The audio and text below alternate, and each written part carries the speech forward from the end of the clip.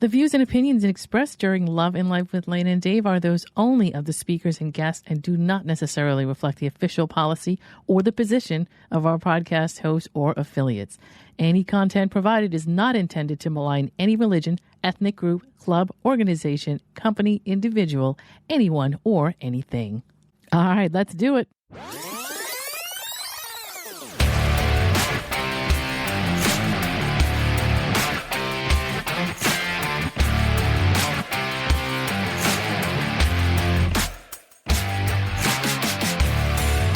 You're listening to Love and Life with Lana and Dave, the podcast where logic is power and you take control.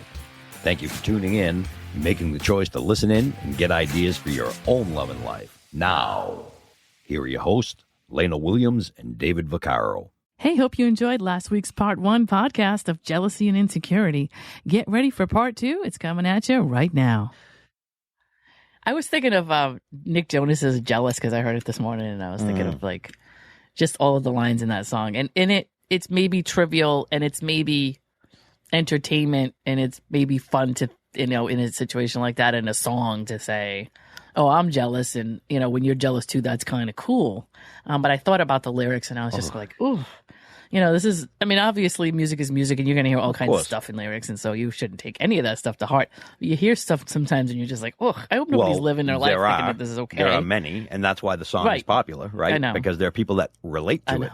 And it's like, yeah, I've had people say, oh, it's passion. That's bullshit. It's not passion. It's retardation. And I don't mean that as in like on the spectrum retardation. I mean retardation as in something in your mind that's not quite right. And you need to fix that, because why would you want... Right. Yeah, why would you want somebody to... I don't know.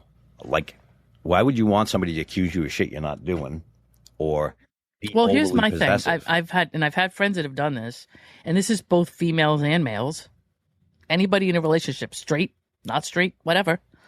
If you get enough flack for doing absolutely nothing, if you get enough of it from someone... You're going to start to go, well, I'm already getting in trouble for this. Right. I might as well. Not saying that everybody does it, but there have been people that have said that to me. I used to think the same thing. I get so much ridiculous crap from somebody I'm dating. I used to get... that I'm not doing anything wrong. I go home, they sit me down in a chair, they got the flashlight in my face, they want to know where I've been. I might as well, because I'm getting enough grief for it, that it's like it might as well be doing it. I get the same thing. I don't know if those people choose to do it or not, but I've heard people say that. I would come home from the road because I was traveling, and I would come home and she would go, "You're disgusting." And I would be like, "What?" Welcome home. Hello. I've been gone a week, right? I'm excited to be home. And I get there and it's like, "You're disgusting. I know what you did." Hey, would you like a And I go, "Yeah, coffee?" I know what I did too, but there's nothing disgusting about it. What did I do? I was working, you were cheating and this and that." And I'm like, "Where do you get this from? This is ridiculous." To me, I'm like, shit, don't think, listen, I've had opportunity, of course. And as a human being, you're going to have opportunities. And I'm traveling and I'm sitting down in a bar by myself. And guess what? Here comes this woman that's also a traveling businesswoman. And she's sitting in a bar by herself. And we have a conversation. And she's like, "Well, if you're lonely, you want to come by and hang out." Yeah, I got a girlfriend at home and I'm loyal, I'm all set. Doesn't mean we can't have conversation in the bar. And a girlfriend and what? Huh? Did you say a girlfriend and a lawyer? At home. I thought you said a girlfriend and a lawyer. I have a girlfriend and a lawyer. One. I have a girlfriend and a lawyer. My lawyer says, But anyway, yeah. I have one friend. I got to tell a quick story. And I'm not going to get into details about who it is or anything like that. Mm-hmm. But she was in a relationship or she was married for a couple of years, and she was going through some issues where she became jealous. They weren't,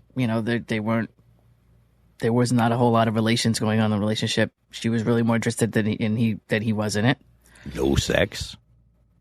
Well, yes. I'm trying to be nice about it. But basically, it was a situation where, there was, whether it would be online stuff or porn or whatever, that kind of stuff was going on with him, and he wasn't interested in her. And it made her insecure. And when he did things, like he'd go out and she'd be like, "Well, I felt like every time he left, I had to go through his emails and stuff." She started to get like that. God. And she said to me, wait a minute. Mm-hmm. And she said to me, "You know what? The minute I knew that I was that way, I knew I had to go out. I had to get out." Right. Good for her. Because it doesn't even matter at that point what he's doing or not doing. It just means that like he changed me into somebody that I just could not be. That's right. So I filed, and that was it. Yep. Because, and I love my friends a lot, and I hear stuff like that, and I'm like, oh, I love this person so much, because that's healthy. Why would you want to sit around and go do that? Nope. You know, you got too much. Life is too short for that. That's the way I looked at it myself when I said earlier, if I feel jealous around somebody, they're not my right person. Even though it just, I don't know what it is, I don't need to know. It doesn't make a difference. That's how she felt. It was like, at first it was, what is he doing? Why is the attention not on me? What's happening here? Right. And I guess there are some people that have relationships with their husbands or wives, and those people that you're with have parents that had a life that they're just repeating. Right. So to them, it's something that makes sense because their parents did it, and it may not be something that you're okay with. Right. You know, so if somebody's cheating in a relationship on you and says to you, well, my parents were in separate bedrooms, so what's the big deal? Or I grew up when my parents were doing this, so it's okay. And justify it as like something that they saw growing up, so they thought they would incorporate it into their own marriage. So they didn't think anything was wrong with it, but you're like, you know, no, that's not how my parents were raised. That's not how my life was growing up. Yeah. This is not, to me, something that I think I should be part of. Right. You have every right to say, if that's the way you want to do it, you have fun with that. Right. But I'm out. So, yeah, I mean, of course. So that's the thing, you know? I look at it. So that, a person like that, things. though, might not want to fix the situation, and that's why I said that. Right. They might have not thought that there was anything wrong, because to them, that's how they grew up. Yeah. And that's you're like, fine. let's fix this. Let's go get some counseling, whatever. And they say, nope, this is the way my parents were raised. You know, I was raised by this. You can't always go get counseling to make somebody change, right? So people. No, but I mean, you could, if you're already in a relationship, there's nothing wrong with trying to fix it. Or not trying to help or solve it or talk about it or something. Yeah. Yeah. Well, you know, it definitely has to be. Nothing wrong with trying to make an effort. Has to be a conversation for sure. And I'm sure it wasn't like that for their whole marriage, because if it was, you know. No. And then I guess some people just get to the point where they're like, okay, I'm comfortable in this relationship and I don't have to do the things again. Here's where we go back to another one, right? Another one of our past, our past episodes is where somebody's changing back to who they are instead of correct. Who they it's what they go back to their formal beliefs and they go back to the way they wanted to be from the beginning, but they just were not, because they were trying to get you. And then once they got you, then they go back to who they are. And to me, because that's why nobody can keep the act up that long. You can't. They just can't. It's not possible. And people do it for years, but they're not happy. And that really is key to, again, that's part of your insecurities too. If you find yourself going after somebody and being somebody you're not, then you're that insecure that you feel like you need to be somebody else to get that person. That is part of your problem too. Right. And insecurity can destroy you in so many different ways. It causes jealousy. It causes, that guy might have been really happy until you moved out of the way, and his insecurities then made him start thinking he's got a disease, or you think he's got a disease, and he's automatically destroying himself for you just being polite. And again, not your issue. His issue. For the audience, I just want you to know that in my travels and in my existence, just in my existence, I've triggered many people into like oblivion just for breathing and being in a scenario standing there. I have actually had people lose their minds over me, just like not, but me just being. Right. Well, because so in all fairness too, and I'm going to throw Lana under the bus here. In all fairness, you're a bit different than the norm, and I don't mean that in a bad way. Lana is who she is. She's a very logical woman, but not very emotional. So when people are trying to get an emotional response from somebody else, they expect that emotional response. For example, you look beautiful today, right? Are you saying that to me now? Oh, thank you. Yes, you look beautiful. Yeah, and I'm like, yeah. Okay then. Okay. Oh, great. Well, it depends. But yeah, I'm not a fan of a lot of compliments, and I have a whole long. Right. But yes. Yeah, and we're not going to get into that today. But the thing is that she doesn't respond with an emotional response. She responds with a logical response. She didn't do anything for you to think she's beautiful. Therefore, she doesn't feel like, if you said to her, "Hey, great job, doing this,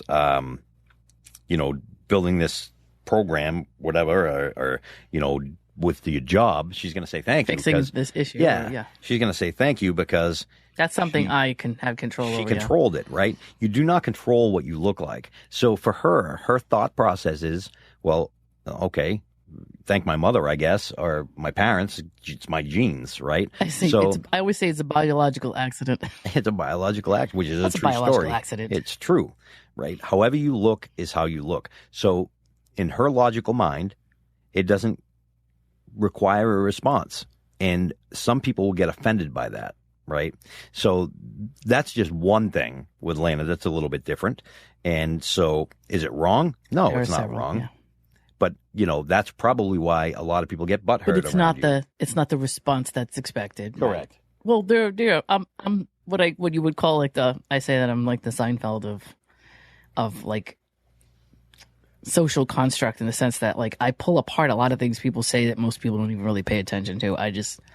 I'll stop and pull it apart and be like, why are you saying that? And people will say, what do you mean? Why am I saying that? I'm saying it. Well, it's just weird. Like, okay. And then I'll take it apart and say, well, yeah, but did you ever think of this? Did you ever think of that? People just tell me I think about stuff too much. But anyway. Right. Well, that's you. Neither here nor there. You analyze. Yes. And it's fine. If you know me well, then you actually go on the journey with me. It's kind of fun to do. It is. But most people are like, can't you just ignore all that and just say thank you? And I'm like, okay, you're asking me to respond a certain way. Right. I think that's interesting. Right. And, I may not feel like doing that. Right. So. Right. Anyway. So again, it comes back to... I can trigger people. It comes back to insecurities, right? Because I'm not secure enough to accept your response, no matter what it may be. And again, I don't care how you respond. If I say you look beautiful today and you go, and I'm not going to go, you're going to fucking say thank you? Oh, that's dinner. That's dinner. That's dinner. Anyway. So... Oops. Right. You're gonna There's no oops. You're just gonna be like, oh, okay. This is not FCC regulated. I can say whatever the hell I want. Yeah. Oh, really? No, I know, but I didn't know if this was an oops that you just did or an oops that you planned. But anyway, it was what do you mean? At the end of the day, not planned. Nothing is planned. Okay. But at the end of the day, you to me, there's a social construct of things that people expect from other people, and holding the door is one of them. And I'm sure Dave and I can get into a whole nother podcast about holding the door. I'm sure. But at the end of the day, when somebody to me, return on investment is not nice. And if you scream at people because they don't respond the way you want them to, that's just an unattractive quality. If you hold the door for somebody, hold the door for them because you want to hold the door for them, right. And hold the door for everybody. Don't hold the door for just women. Hold the door for older people, younger people. Just hold the door for everybody behind you. It doesn't matter who it is. Right.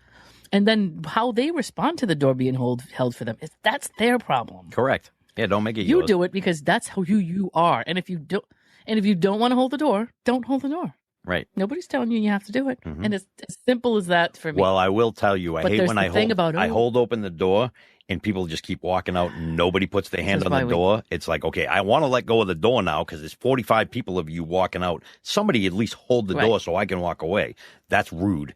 And I don't, I held the door. But that's I gotta say, Dave, that is something that is. Well, I'm not the freaking door, man. I understand that, but that's a whole thing where you're thinking that they think you are because of what they're doing, and it may have nothing to do with what they're thinking. I'm just saying. Maybe not. I don't know what. That's your interpretation of it. It is. But, for me, I believe compliments, for me are. I believe they're sort of conversational manipulation. I do. I believe that people don't want to compliment you because they want you to know that they want to compliment because they want to thank you back for doing it. But no, I want an attaboy because I gave you a compliment. I can never. No, right? I get that, and I'm not asking for somebody to say thank you. But when somebody's behind me and I'm going out a door and it's a push open door, I'm not just going to let it go in their face. That's wrong to me. I understand that. So I hold it. And I'm not, but you also are not obligated to hold it. I get it, but this is how we are. I understand. We disagree on this, Dave. We do. And because I hold that door because I don't want to let it go on their face. And then they just walk by me and walk by me and walk by me. And it's like, anybody going to take, so eventually I'll just let it go. And it's probably to the poor bastard. Fine. It's probably to the poor bastard that would have grabbed the door, And I'm like, well, and that's fine. Sorry, but you don't know what I just went through with 45 other people walking through the door like I'm the damn doorman, Right, but like I'm the damn doorman, that's you, dude. That's you. I know. I know and who they it don't. There are people. I learned that. So when you wake up in the morning, as much as you want people to think that somebody is out to get you, somebody's out to make you feel bad, somebody's out to hurt you, I would say probably 98% of the people out there, this is a complete made up statistic. I do that a lot. So don't go look it up and try to prove me wrong, because I'm sure it's not 98%. But 98% of the people that I experience, I could do it that way. They wake up and they have their day planned out and they're doing whatever they want to do. And if you're in the way of that, then they'll maybe step over you to get it. Yeah. But it's never their intention to hurt you. Yeah, of course. Specifically, like, I'm going to wake up today. That Dave, man, that bastard. I'm telling you, I've got it out for him today. Right. So I run into you and, you're in the way of my 6-pack of donuts from Hostess or whatever it is in the convenience store. That's a good goal. And you hold the door and I say, you know what? I don't care about this door. I got to get to those donuts because somebody else might get them. I might grab the donuts and go on with my day, and Dave could just be like, what the hell? Oh, yeah, that's so rude. I won't fast. But what I'm saying is, yeah, I wasn't against Dave. It was just I had my mission. Correct. And Dave was sort of like in my path. Yep. And so that's what I tell people. Like, nobody ever wakes up in the morning to try to ruin your life. Correct. They may do something to Sure.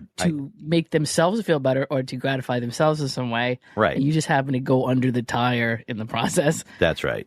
That they don't plan it that way. So. Correct. No, I don't take things personally. Like, I don't. Right. No, you don't. Even when I'm holding the door, I will say, and I don't make a response and I don't dwell on it. And I love this. And I'm going to talk about my dad for a minute. We'll be in the car and I'm driving, mind you. My dad will get road rage, and I go, Dad, what are you so mad? He just effing cut us off and blah blah blah. And I go, you see that guy up there that effing cut us off, and you're losing your shit and your face is beat red? I go, he's in his car bopping the music. He has no care in the world about you, and you're so upset for the next 20 minutes. Right. It's like, what are you letting him do to you? Right. He doesn't even know he did it. It's you destroying yourself. It's that Massachusetts thing, man. Yeah, well, I just don't get that stuff. So, like, even if I hold the door and 20 people go out, I eventually let it go, and I go, well, I'm done doing that because, nobody's going to be polite enough. And I don't expect them to. I'm not, but I do. Like, if I go out the door and somebody holds the door, I immediately put my hand on the door because I'm going out. I got it now. Thank you. And I do say thank you. Am I required to? Passing the baton. No, I'm not. I take the door and I hold it for the next person and let it go. And, if they're coming through the door and eventually I'm going to let it go. But I'm not going to let that ruin my day. Like, I don't fester. I'm not mad at them. I don't really care because they don't owe me anything. Nobody in life owes you anything. So when you look back at what you think people owe you, comes back to, again, an insecurity. You think that you deserve something from other people. Nobody owes you anything. And when I tell people that, and I'm talking about, I even said this to somebody else, and I think I brought it up earlier when somebody mentioned, hey, stop talking to my man, blah, blah, blah. And I go, and she's like, somebody said, get new friends. And she's like, they're not my friends. And I go, well, if they're not your friends, they don't owe you anything. So move on, just ignore Even if them. they are your friends, they still don't really owe you anything, but they don't. But exactly. I mean, well, your friends should not be hitting on your, no, exactly. No, you're right. That's not okay. That's not really. It's not okay, but it's also not controllable by you. And no, it's not. Happen. It's not nice, but what are you going to do? Well, but in your relationships, to me, if you have an insecure, the insecurity thing is really tough.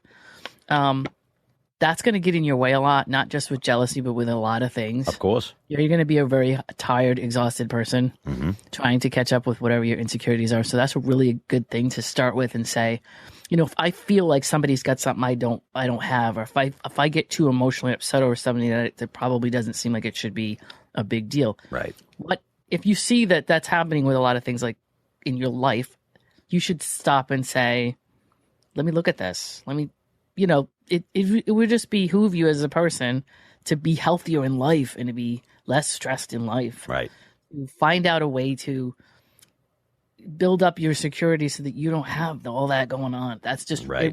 That stuff will give you an ulcer. It will ruin every relationship you have. It really will. I mean, if you don't think so, what's it the will. point of that? And I just don't get.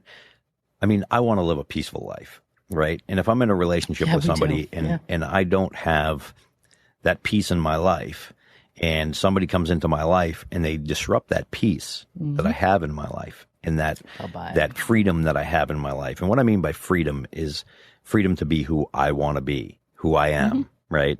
Because, and I said this in the past, you know, one of the best freedoms you can have in life is being true to who you truly are without having to be somebody else at all.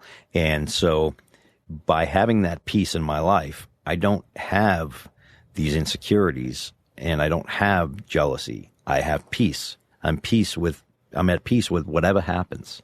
And that's really where we all need to be eventually in life. And, you know, that's why we do these podcasts. That's the thing, to start off with just being, how many.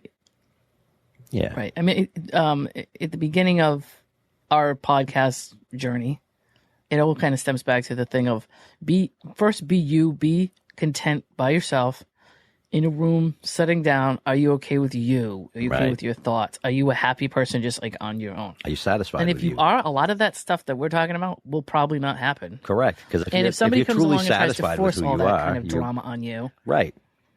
Yeah. It's not, that's what I'm saying. That's, to me, that's where it starts. Right. It does. Yeah. No? Yeah, absolutely. 100%. You know, and then from there, are you a secure person? Are you secure in who you are? Are you happy with who you are? Are you, all of this. Are you happy with the way you look? Are you happy with the job you have? Are you happy with your friends, your social circle? Are you happy with where you live? All these things around you. You really need to cultivate all that stuff so that it's where you want it to be, so that you, at the end of the day, really, you should be able to go home to your, wherever you live and just be like happy and at peace with your environment. Of course. In general. I agree. Then from there, you only want to bring people in that are going to be conducive to that environment. They're either gonna blend with the environment and respect when they come in, and hopefully have it or they're themselves. going to come in and improve the environment. Correct. You know, one of those two things. But people that come in and disrupt it, well, I don't like any of this, and I'm here now. That's, if you're a woman, you know that phrase. Well, I'm here now. Right. Yeah. Oh, I hear it too. There are probably a lot of men that hear it too. Yeah. Yeah. But, you know, where somebody feels like I need to come in and I need to almost come into your environment and try to figure out where I got to find out, like, if you have two dogs and you bring in a third dog and they're all trying to figure out where they go in the hierarchy. Right. When somebody comes into your environment, they're trying to figure out where they fit. Right. And so they're trying to push things out of the way that you find important because they feel like they should rank over these things. Right. Whatever it is. Right. Maybe it's because, you know, like Dave sits down and he does a lot of work with music. And somebody comes in and decides that that's just not important enough, and she needs to be more important than that. Oh, so God, she has to come in and try to, like, listen. You've had that happen. So oh my God, I've had doesn't people. have to be a person. I've had people tell me that I touch my mouse more than I touch them. You know, and there was jealousy over me being, you know. And I love this. He's always playing on the computer when I was young, right? He's always playing on the computer. I've never played games on the computer ever. I've learned and built my career on computers and technology. So yes, I was always learning. And yes, I did spend a lot of time doing that. And I do enjoy doing that. And when I'm in the process of building a company or writing code, I go in, you know, and it's my job. And it's like, you know, there was always that insecurity where I love my computers more than I love them, which is ridiculous, right? I don't love my computers. They're a tool. And, well, you know, I never understood, and maybe we can get some comments on this from anybody listening. Tell me why, if you know that you've been jealous over an inanimate object, please tell me why. But I don't understand. A guy's out on a Sunday and he's in the garage working on his car. Why is this a problem? Right. What is the problem with this? You may want to go do something on a Sunday with him, and I understand that. Right. So that's a discussion between you and the person that you're with. I actually have some girls that are like grease monkeys. So if you have a girlfriend that's out on her car on a Sunday, there are friends in my circle that are like that. Maybe the guy's not happy with it. Yeah, but if that's the get case, involved, or you get involved, or you sit down and you say, "Listen, here's how much time we have the week. This is just the way." Obviously, my relationships all go like a board meeting, and that's how they all look like to me. Right, so you sit down and you're like, "Here's our week. Here's what we do. Here's what we don't do. Here's what schedule we have. Here's the free time we have. You know." If you want to do something on a Sunday, bring it up in the meeting, man. Bring it up. It's we discuss it in the meeting. We say, okay, well, that's cool. Sunday's a good day to go do this. I'll move my car in the garage day or time to something else. See, I'm a little bit different. I share my calendar. If I'm in a relationship with somebody, I'll share my calendar. Well, that's cool too. And then they can look at my calendar and go, hey, you're not doing anything from here to here, or you get this day, you got nothing going on. Schedule something and just put on the calendar. Don't make plans, or just block off that piece of my calendar. Just love it if I dated somebody that just went, here's my calendar, bink, and it came through my phone. And I could just... and it does, and you can do that, and I do that. And so I'm gonna require that from all my dates from now on. Right? It's wonderful because now you've got all the space. You can see how much free time I have, because I do set aside a lot of free time, and there are times that I want relaxation time too. So they'll say, hey, what are you doing, on this day, or whatever the case is? Nothing. Let's make plans. Done. It doesn't matter what the plan is. We're just going to hang out. Right. And no, it doesn't matter. Right. Like I've got a friend. But that's it within your relationship. That's your decision between the two of you. Correct. Right? So whatever 100% of the your time. lifestyle is like. Right. So, and that's fine. That, to me, that was just going to change between whoever it is. Right. But at the end of the day, why get upset and jealous over something that somebody's doing? Right. Especially when you haven't had a conversation about your relationship and your schedules and how you see. I mean, isn't there a visual when you walk into a relationship? Obviously, you don't want to idealize it and turn it into something in your head that's a fantasy. Right. But when you walk into a relationship, isn't there some kind of visual you have for what it should look like? Is it the same visual they have? I mean, this is all, to me, early dating conversation. Like, what does it look like? What is your day? What does your life look like? What would you like, if you're getting serious about somebody, at some point you have like kind of a conversation, not about the seriousness of the relationship, but just like, what does our week look like as two people that are involved together? Yeah, no, exactly. What kind of relationship does it look like? Exactly. So, when I was involved with my old company that got acquired, I didn't try to date anybody because my day looked like 16 hours a day, 7 days a week, 365 days a year. Yeah. There's no time. And I had to be honest about that. Now, you want to come over when I have a break and, we can have sex, we could do whatever. But I don't have time to put into, I didn't have time. And, that's another thing. Can we just say, if you don't have time to date and you really can't, then don't do anything. Yeah. Then please try not to. You're not supposed to perpetually date every minute of your life. No. There are points in time where dating is just not as important as other stuff. And I think that's okay. Again, I think that's an insecurity okay. issue. I think people feel like they need somebody else to make them whole, right? I hate this term, my other half. What? Oh, yeah. So what? You're only half? You're only half? Yeah. I mean, that's sad because here's the thing. I always say, like, here, I'm 100%. Right? And if somebody else comes in, guess what? We're 200%. Yeah, you and I agree on that. I don't know why, but we both have the same theory about that. And I believe it, like, 100% maybe should be the goal. So if you both bring 100 and one day somebody's at 75, you're good. Yeah, you're fine. If somebody's at 25, you'll always you're be good. over 100% in a relationship. Always. Right. You should be. I don't. It should be, to me, it's like it should at least be 100. Well, I love the thing, 50-50. Okay? Some days you have a bad day, whatever. But yeah, no, it should be. I run at 100%. And to me, I run at 100% all the chance I can get. Right. So it means that my life is full, your life is full. Right. That doesn't mean, hey, you become an appendage of my life or I become an appendage of your life. To me, because I have the analytical brain I do, it's a Venn diagram. Right. So there's two circles that are completely whole, and then they overlap to some degree based on the people involved. Either they a lot or a little or whatever those people choose. Right. So you share a part of your life together, but you're not each other's entire world. Right. Well, I know that some people how I feel about the weddings where they have that unity candle. The oh my candle. Christ! Listen to me. When I was at a wedding. I was at a wedding this when is they did a New England thing. I think a Catholic thing. Oh, maybe. I don't know. No, it's other states as well. I believe. I don't think it's just no, but I mean, I think it happens a lot here because we're just a really highly Catholic state, probably or a highly Catholic area. So when they took the two candles that were already lit, and they took them both together, she took her candle, he took his candle, and they lit one candle in the middle, and then blew out their own candles. I'm like, what do you mean? Now they're one. God, I went to a wedding with somebody. They're never one. They're two. If I called them right now, this is an ex-boyfriend of mine for like 20 years ago, 25 years ago. If I called him right now and said Unity Candle, he would be like, I can't believe you're still having an issue with that. Oh my God. It was such a big thing. We went to this wedding and at the whole time I was just like, I wasn't loud enough to hope that they could hear me, but I was really visually upset about this, this unity. So was I. Why are they blowing out their own candles? Why are they blowing out their candles? And why is this guy up there? It's a thing they do, like whatever. And I'm like, why is that guy in a robe up there saying now that they're now one? No, please don't ever become one with somebody because that sucks. Because I'm already one. What do I need you for? Let's become let's become two. Let's become three. Let's become you, me, dirty. And then our life together. Oh, there you go. 3. No, stop it. I was thinking, what? 3 meaning the third thing is this is our combined life. Yeah. And we are both still separate individuals. And we're not separate of each other. We're not running parallel. But we have full lives and friends and jobs and families and all of that. And then we're bringing it together and trying to make it mesh. Right. What's wrong with that? And if you can't see it that way, then you have to look at, are you insecure about something? Are you trying to fulfill something by bringing somebody else into your life? Look, there's no question that when you bring the right person into your life, they definitely fill gaps that you didn't know you had and that didn't even need to be filled. Right.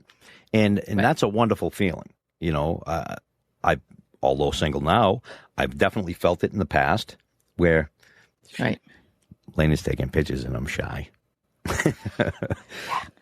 So Dave has always been really shy. Yeah. Anybody that knows him can tell you right. Yeah, I'm shy. Don't make me take my pants off. Yeah, boy. So why do we have to always go there? Because it's me. No, anyway. Yeah. I know. So anyway, you were saying. So I think that you're by being insecure, you're preventing like real quality gap filling in your own life because being insecure, thinking that you need like somebody to verify your worth is dangerous because you should already feel like you're worth the world, right? Like for me, I'm very happy of who I am. I'm satisfied with the way I look. I'm satisfied with everything. And I'm not perfect at all, but I still am satisfied with my life. And, I'm satisfied. I'm going to break this down in an analytical sense, and I'm going to say, yeah, if you are whole as you, then you shouldn't want anything to come along that's going to create a sense of like incompleteness in you that you didn't have before. Right. So you are whole. That means that, to be honest with you, that means that somebody coming into your life is not a necessary thing. It's a nice thing. It's a wonderful thing. You can say, well, it would be nice if this happened, and this would be nice if it happened this way, but it doesn't necessarily have to happen. That completely removes all, not saying that you're never going to be insecure again, but that takes a lot of insecurity out of your relationships. Sure. Like I have a very romantic side that I don't get to use very often because I'm not in a relationship. And I enjoy that. However, and I have to be careful because I have female friends that I tend to be a little romantic with, not, and I don't want them to get the wrong idea, but I enjoy being romantic. I enjoy doing nice things. I enjoy touchy and feely, and I enjoy all that. Now, does that mean that I have to have that? No. Am I okay without it? Of course I am. But the thing is, and it doesn't define who I am. I know who I am. What defines me is me. Nobody else defines me. And nobody else defines you. Nobody else defines anybody. You define yourself. And when you're satisfied with your definition, then you can bring other people into that life and they make you feel better, not worse ever. Because you support you and you are happy with you, and they come along and they support your version of you. That's the way it should be. So they should come along and just be supportive of who you already are. Yes, and vice versa. Content and all of that, right? Yes. So they shouldn't have to be the focus when they come in. Well, you're happy with yourself, but I don't want you to be happy with yourself. I want you to be happy with me. And I want you to. There's this thing that I want you to need me. Like need is a real look. Like I tell people I need them in my life. I need my friends. I love my friends. But these are yes, but you need your friends because they're people you've already grown to understand. Correct. And then eventually, when I'm in a relationship with somebody, I'll need that person too. And look, I always say what I want in a relationship. I want somebody to come into my life and continue help building my empire. I want to build an empire with that person, and that's wonderful. But in reality, that means we have to have some compatibilities too. Right. I can't just go, wow, she's hot and we have good sex and she loves me and good enough. You know what I mean? Mm-hmm. It's Right. truly not good enough. It sure isn't. And so I'm secure enough in my life. And the reason I'm talking about this is not to say this is what I want in a relationship. I'm showing that I'm secure, and I'm secure enough in my life to know exactly what I want. And there's nothing wrong with that. Does that mean I have to be single for a longer period of time? Yep, most likely, because I could bounce around. I can go on a dating site right now and probably go on a date but tonight. since you're content, yeah. No. But I'm content. But you're content with being single. Sure. You're not upset about it. Correct. Because you're actually okay being on your own. And so it's not like, I got to hurry up and get off the market. And you're trying to. And I think that covers my point was going to insecurity. be, when you're not complete as a person, that's what I'm saying. So Yes. as a person who's incomplete on your own, you are going to seek something to fill that space. Right. And I'm telling you, almost every time it is going to be something that's missing something that you need. Right. And you're going to find that out later because you're too busy right now trying to fill the gap. Right. Yeah. There's somebody that's not there. Needs somebody to be there. You will always compromise. You'll compromise yourself way quicker. Yes. Yep. When you are not content with who you are, where you're not a You'll make that person gap on your even bigger own. than it already is just to fit somebody else in that gap. Yes. Yep. And it's because of the equation of I'm already okay. So then if you're already happy and content, then you're going to be a little more. You're going to be pickier. You're going to be a little more particular about who you let in. Yeah, absolutely. But when you're not complete, you're going to be trying to grab people and pull them in. Right. Exactly. A completely different thing. And you won't want to see that they're incompatible because that's going to get in the way of your That's right. Your mission to pull them in. That's right. Your mission to fill the gap. Tag and bag them. Yeah. That's basically that's going to be against your mission in life to do it. So you'll make sure you don't see that. You'll avoid it. You'll ignore it. Whatever. Yep. So that's what I'm saying. Yep. If that makes sense analytically. Yep. That it does. That's why people choose the way they choose. Mm-hmm. Not that everybody you'll choose when you're complete is perfect. You still have to understand what you want and need, and sometimes you don't do that right. Okay, you get as long as you learn from your mistakes, right? Right. If you're insecure and you're trying to date, you'll almost never come out with a good relationship. You might as well just cut it out. Right. If you're dating the same man or the same woman over and over and over again, it's part of your insecurities and you don't know who you are yet. And that's part of the problem. So we got to wrap it up, actually. We do. We're on the hour mark here. Long. Yeah. Well, maybe. I think we're over an hour. We may be. We did. We had a little full power in the beginning. I might be able to make this work. Yeah, I think we're going to be okay. We had a lot to say. We did. We had a lot to say, and it was more of a laid back type of podcast this week. And you think it was, but you don't see my list. Oh yeah, that's right. Don't see my list. But so what I wanted to say quickly before we go is that all you really need to do in your relationships is make sure you have accurate information. Just make sure, if you think somebody's cheating on you, find out is it you? Is it your problem? Then you need to fix that. Is it them? Is it something that they're doing? Then you need to work on that. Remove that person, whatever it is. Yeah. Then work on yourself as far as your choices. I just wanted to mention that really quick. I agree with you. Just getting the real accurate, valid information about what it is that you're upset about or you think is happening is really the important thing. And if you're doing it over and over again, the problem is probably within yourself. You need to fix that problem first, and then go ahead and have a fulfilling relationship. Exactly. It take a hiatus sense. and go. There's nothing wrong with taking a hiatus. So let me do a quick. It looks. I have it listed as all three things are the same, and I didn't even really put what social media is what because it doesn't matter. They're all the same. Mm-hmm. On Instagram, you're going to catch us on Lana and Dave. On Facebook, you're going to catch us on Lana and Dave. On Twitter, you're going to catch us on Lana and Dave. I just wanted to make sure, it's just on all three of them, it's the same. Then lanaanddave.com, that's our website if you want to find out anything, what our platforms are for podcast, what our platforms are for Instagram, or whatever our other social media is. Everything will be found there. If you can't remember anything else, remember that website. That's right. Lana and Dave. And thank you for... And don't forget, and thank you guys for the coffee. And if you enjoy our podcast, we enjoy coffee. So you can buy us a coffee at buymeacoffee.com/Lana and Dave. Everything is Lana and Dave. Yes, pretty much. Yeah. Do we know what we're doing next week? Why don't you tell me? Why don't we do? Actually, I have a couple things I want to put together, but we do have a whole thing going on with the brain. But I think next week should do something a little light. You want to do something light? All right, let's not talk about it. It'll be a surprise. Yeah. Next week's episode is going to be a surprise. It's just going to be an interesting conversation. We don't know what it's going to be yet, but we're going to make it a light conversation. It's not going to be so deep, but it'll end up deep. Right. Well, we'll try not to, but I think we'll just get into, we'll just look into some fun stuff, some social media stuff, maybe, or whatever. Yeah, who knows? We'll figure it out. But next week is going to be a fun one, so make sure you join us. Well, listen, hey, thanks for joining us. Thanks for listening in, and we will see you soon. You have a great one. I'm Dave. I'm Lana. Bye-bye. Bye. Hey, you just listened to Love and Life with Lana and Dave.